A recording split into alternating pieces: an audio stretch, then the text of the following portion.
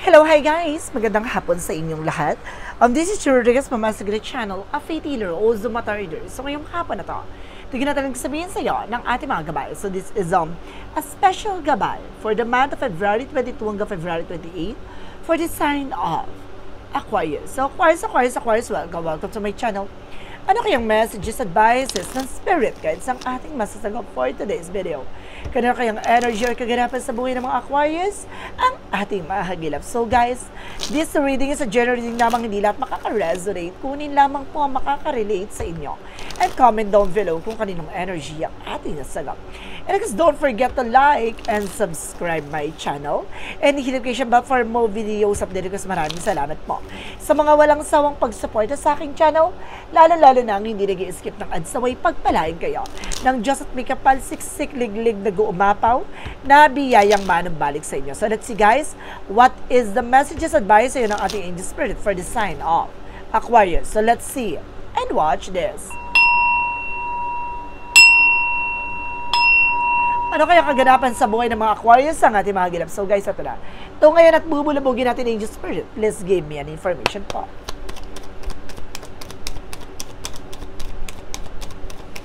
Angel spirit, please give me information po.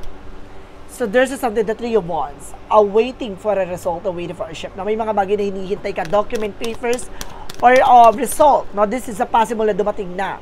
And there's something that's Eight of Pentacles. Just focus, no, sa trabaho, negosyo, hanap buhay mo. Focus ka dapat sa ginagawa mo. And because there's something, the Ace of Pentacles. Wow, this is something, a big shot and big money coming in for you. Now, there's something, a big break.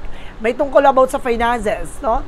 Maaaring magkaroon ka ng magandang opportunities, no? International with the Three of Wands, no? There's something in trouble. Now, there's something of promotion. This is something a business venture. No, maaaring kumaga, may business trouble ka din at the same time. Maaaring lumakas at lumagutong finances mo or maaaring may malaking opportunities na dumating sa'yo. And this is something, the Devil card. Oh my God, there's a Devil is here. Na nag-represent with a black magic and involved there's something a negative or toxicities. Let's see, clarify natin yan. And there's a Ten of Wands, something a burden, no? Ibig sabihin dito may nagbibigay ng pabigat at bibigay ng pasakit sa'yo, no? Or pasanin. And because there's something, the Strength card, with a confident na kailangan lakasan ng loob mo. Maging matapang ka. What is the Three of Wands? The Three of Wands represent what? The Death card. So this is something, an ending and in your beginning, no? Maring tatapusin na yung paghihintay mo. The waiting is over. Ito na. No, darating na. What is the Eight of Pentacles? Represent what? So this is something, the Moon card, at truth reveal. And there's something, dream coming true. No, may pinangarap ka dito na maaaring matupad na pagdating sa trabaho mo, no? Maaaring matanggap mo na yung promotion. Matanggap mo na itong opportunity na, to, na para sa'yo. There's something, a wish coming true. What is the Ace of Pentacles? There's a Knight of Pentacles for security. No, kumbaga ito, maging secure ka sa finances or may paparating talaga na malaking opportunity sa'yo na secure na para sa'yo talaga. What is the Devil card? The Devil card refers with the Three of Swords, no? There's something recovery. Now, with the Three of Swords in reverse, something a recovery from this devil scenes, no? Scenario. Na maaaring makaka-recover ka na sa ginawa sa'yo ng tao nito. And there's the High Priestess. So this is something, a mystery, an unexpected moment, no? Maaaring malalaman mo na bakit nagkaroon ng pasakit at pasanin sa buhay mo. Bakit naging mabigat, bakit maraming problema. There's something, a mystery na gawa ng Devil energy. What is the Strength card? Represent with the Ace of Wands, something, a new project, new plan. So, kailangan lakas loob, tapang mong tanggapin nyo itong mga opportunities na to, na bawal kang tumanggi. What is the Three of Wands? Because the Death card. Represent, guys, with the Knight of Swords. So, this is something, anxieties or sleepless nights. No? Ibig sabihin dito, there's something overthinking. Meron ditong, kumbaga, nagbibigay ng ano sa'yo, no? Health issues dahil sa pag-iisip mo ng kung ano-ano. Pakawalan mo, alisin mo. Kasi may hinihintay ka, no, document, papers, or either a visa, travel, no? Kumbaga may kinalaman dito sa pag-alis mo na nag-ano sa'yo, parang nadidrain yung utak mo. So this is the Eight of Pentacles because the Moon card Referencing with the Six of Wands for a victory is yours. So, maaaring magtagumpay ka talaga. No, maaaring kung ano man yung mga pangarap mo, maaaring may sa katuparan mo. There's something desires into reality. No? What is the Ace of Pentacles and of course the Knight of Pentacles? Referencing with the Hangman reverse. So, something a new perspective. Baguhin mo na yung pananaw mo, baguhin mo na yung gawain mo, galawan mo, or cycle, or something sistema pagdating sa finances. Maging secure ka, no? Pangalagaan mo, pangatawanan mo kung ano man yung mga bagay na kailangan mong proteksyonan. Now, what is the Devil, the Three of Swords in reverse? Represent with the Eight of Swords. See? So, there's something recovery. Tuluyan ka makaka-recover with the Devil energy. Pag lumayas ka at makawala ka with the Eight of Swords, no? There's a lot of negativities and of course, toxicities around you. Ibig sabihin na papalibutan ka ng mga taong or negative. No? Kailangan mo makalaya dyan, makawala dyan. What is the Ten of Wands? Of course, the High Priestess. So, this is something, the Hermit card. Spiritual awakening.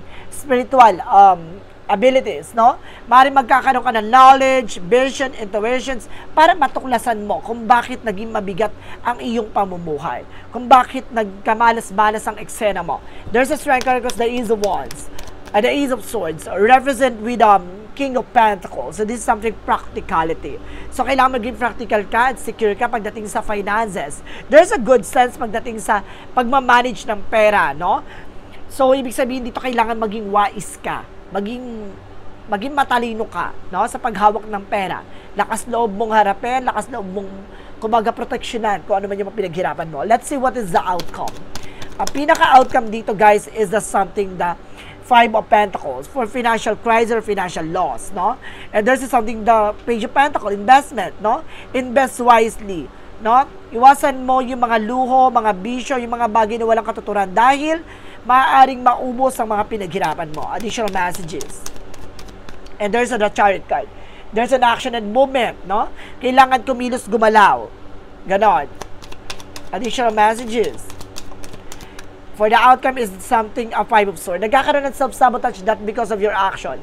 No? Nagsusunod-sunod yung mga bills, gastusin, yun yung kailangan mong na maging balanse. So let's see about sa finances and career. Represent what? Represent with the Six of Cups. See? There is something, a family related, no? May kinalaman about sa finances mo and there's something the Sun card, no? Magliliwanag to about sa eksena mo. There's something, a remnants dito. May nangyari sa nakaraan about sa finances na kailangan baguhin mo na yung cycle, no? Or yung sistema. And there's something the Two of Wands, choices, no? Kailangan mong maging mautat, maging wise ngayon how to manage your finances wise. Requires decision. And there's something, the Seven of Cups, confusion. Na maaaring naguguluhan ka or maraming opportunities sa parating, piliin mo yung mga bagay na kayang-kaya mong kontrolin. No? Iwasan mo yung mga bagay na alam mong hindi mo mamamanage ng maayos. So let's see, what is additional messages about sa love life? There's a Knight of Pentacles with a blossoming. So, ibig sabihin magiging maganda ang inyong pagsasama. There's a Three of Cups with something celebrations. Let's see kung third parties to. So, there's the Lovers. So, ibig sabihin magkakaroon kayo ng celebration about sa love life, no? Kumbaga, nalalapit ng mga celebration nyo. So, let's see what is the additional messages. Na pagdating naman sa health. Sa health mo naman, there's a Tower moment for a major change. Malaking pagbabago na magaganap sa health mo. There's a Ten of Pentacles na magkakaroon ka ng for long term. Ibig sabihin, magiging maganda ng kalusugan mo tuloy-tuloy. And there's a Ten of Cups, happiness. Magiging masayang family or magiging masayang ang iyong kalusugan, ang iyong nararamdaman. No? There's a full of happiness. A major changes. Malaking pagbabago. So let's see what is additional messages for Yin and Yang Oracle card. What is the Yin and Yang Oracle card represent what? Healing, I told you so. There's a healing, see? Unti-unting paghilom, pag ating gagaling ka sa mga karamdaman, and there's a storm. See, may unos, may pagsubok. Pero lahat ng mga bagay na hihilumin yan. And there's something empathy, a breakthrough. Diba? Magtatagumpay ka. Ibig sabihin ko naman yung mga nararamdaman mo, isang pagsubok lang yan ng ating Panginoon para lumapit ka sa Kanya, tignan ko hanggang sa pananampalataya at tiwala mo, gano'n. Let's see what is the synchronicities. And there's imagination, no? Mas palawakin mo daw ang iyong imahinasyon, ang iyong instinct, intuitions, no? Para makapag-create ka ng mga panibagong ideas. And there's a silence. See, kailangan tikong bibig. Maging tahimik ka muna sa mga galawan, sa lahat ng nangyayari. And there's a trust. No? Kailangan mo magtiwala, no? At maniwala sa ating gabay. And there's a something in tune, no? There's a something, a partnership, no? Magkakaroon ka ng time sa isa't isa ng person mo, and there's something a change, a transformation. Na unti-unti na magbabago, no? Ang eksena, and of course, magkakaroon talaga ng transformation ng inyong relationship. So let's see, what is additional messages with a magical fairy messages?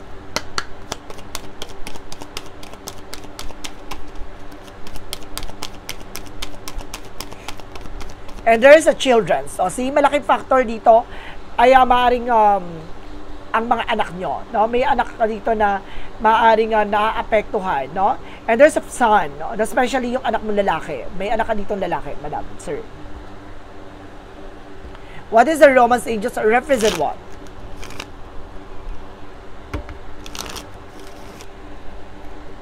What is the romance angels represent what? And there's a something, a black. So, ibig sabihin dito, kailangan mo munang ma-block sa eksena na to, no? Yung mga negatives, no? Na hindi ka dapat nakakapagbigay ng mga information sa mga tao na yan. There's a future, no? May kinalaman din about sa finances and career. Magiging maganda raw takbo ng iyong finances. So, let's see what is Archangel Michael. So, ibig sabihin, kaya sunod-sunod yung mga problema mo, gawa ng taong gumagawa sa inyo, no? And there is something home is protected by angels. No, pinoprotection at pinapangalagaan daw yung tahanan ng ating mga gabay. And there's a go forward fearlessly. Kailangan mo magpatuloy na walang kinakatakutan. Ganon. And there is a something, keep your eyes on your target intention. Kailangan, kumbaga nakatuto ka lang talaga kung ano ba yung intention mo, kung ano talaga yung purpose mo, ano ba talaga plano mo. What is additional messages with an angel spirit? And there's a kitchen creations.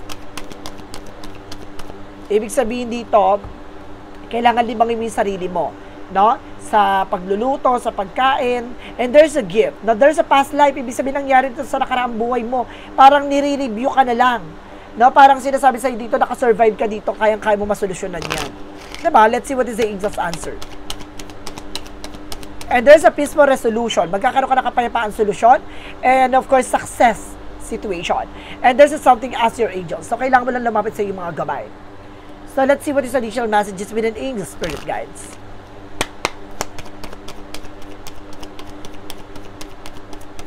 Angel spirit, one more card please. Oops. And there's something self-esteem. So, kailangan i-boost mo yung confidence mo, lakas ng loob, no? And there's something indecision. May mga bagay na parang naguguluhan ka pang magdesisyon. Why? Sa lahat ng aspeto dyan, ha? What is our Raphael messages? Easy does it. No, ibig sabihin dito, detach from situation. No, kailangan mong kumbaga mag-disconnect from the world. Sa mga tao sa paligid mo na makakapagbigay ng stress sa iyo. So ibig sabihin kailangan makawala ka muna with the negative environment. What is additional messages? Kasi na-stress ka, kaya nag-overthink ka. No, and there's something you got the love. Boundaries. So, kailangan mo mag-set ng boundaries sa'yo. And there's something that is of the binta ka. You are seeing potential. No, may potential ka dito. No, para mapunta ka sa mas maganda pang eksena. No, mas maliwanagan ka, matauhang ka. No? Let's see what is the chakra messages.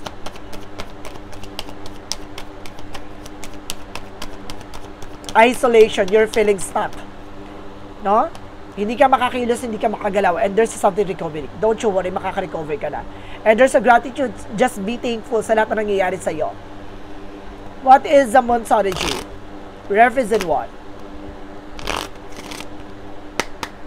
For Monsology, represent prosperity lies ahead. So see, talagang naka-line up talaga na magiging maganda ang iyong buhay. And there's a step out of your comfort zone. So kailangan mo na kumawala sa mga bagay na kinakatakutan mo. Diba? And there is something, the answer you need is coming, no? Yung mga katanungan mo, maaaring nandito na ang kasagutan, malapit mo nang malaman. What is additional messages? And there's a teaching, no? Kailangan mong makinig. No? There's something, a lesson na kailangan mong pakakatandaan, and there's a children, no? May mga lessons talaga na kailangan matutunan hindi lang sa iyo kundi pati sa mga anak mo. There's something, a God purpose, no? Hindi para lang sa iyo, pati din sa mga anak mo para malaman mo, matutunan nila na kung ano man yung mga bagay na kailangan nilang malaman on their own. So let's see what is the energy. And there's something, walking away. So kailangan talaga umalis at makawala ka dyan, no? Sa negative na yan. Negative environment. And this is something the temple path. A discoveries. Now, marami ka pa madidiscover. That because of this, goddess of the moon. So, see, lahat ng mga bagay magliliwanag, lahat ng mga bagay matutuklasan. No, ang paglalantad ng katotohanan. Andito ang Panginoon na malalantad sa iyo lahat ng katotohanan sa likod ng kasinungalingan. What is the Romance Angels? There's an attractions. No, you are being attracted to anyone. So, ibig sabihin dito, it's either maganda ka, ganda-gandahan ka. Kung gwapo ka, gwapong-gwapo ka dito, maaaring marami nakatingin sa'yo. What is a Jesus-loving quote said?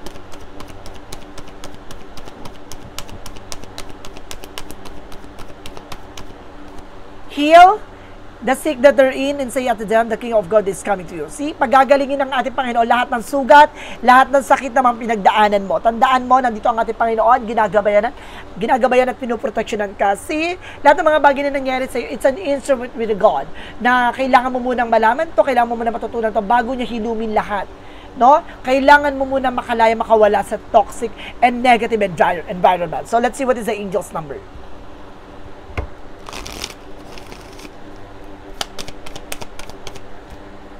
And there's a 21 for energy levels, no?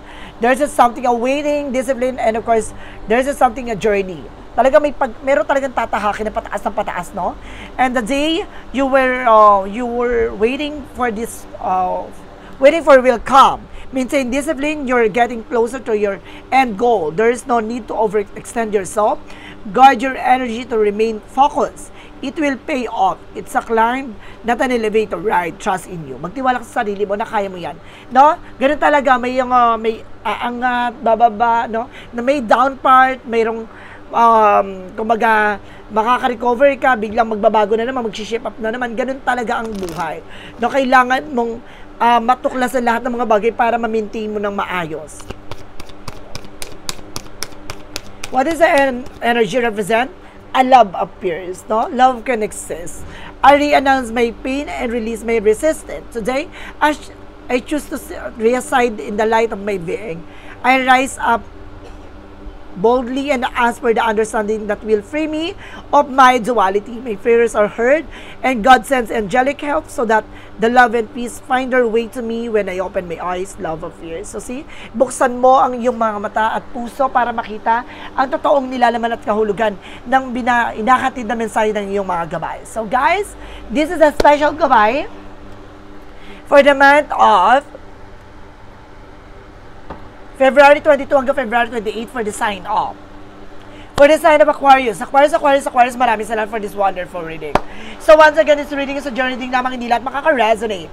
Kung hindi lamang pa makaka-relate sa inyo, comment down below kung kaninong energy ang ating nasagap. Because don't forget to like and subscribe my channel and hit notification bell for more videos of dito. Kasi maraming salamat po.